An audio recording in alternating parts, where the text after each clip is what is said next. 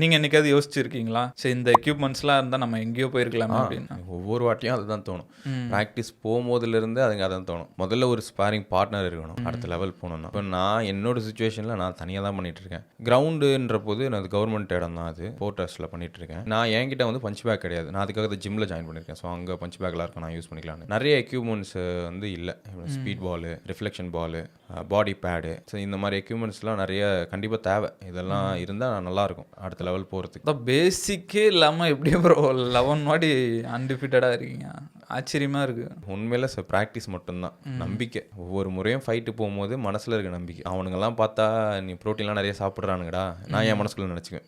அவ்வளோ ஸ்ட்ராங்காக இருக்காங்க. அவங்களுக்கு வந்து ரயில்வே டீம்லேருந்து ஒரு கோச்சோ சாய் கோச்சஸ் இப்படி தான் கொடுக்குறாங்க. உனக்கு அந்தளவு நியூட்ரிஷனல் சப்போர்ட்டும் எதுவும் கிடையாது. ஆனால் உன்னோட ஸ்கில் வந்து குறையில, நம்ம மனசில் இருக்கிற தைரியத்தை விடாத உன்னால் ஜெயிக்க முடியும். என்ன நானே மோட்டிவேட் பண்ணி முன்னாடி தள்ளிட்டு இருக்கிறது அந்த வெறி தானோ?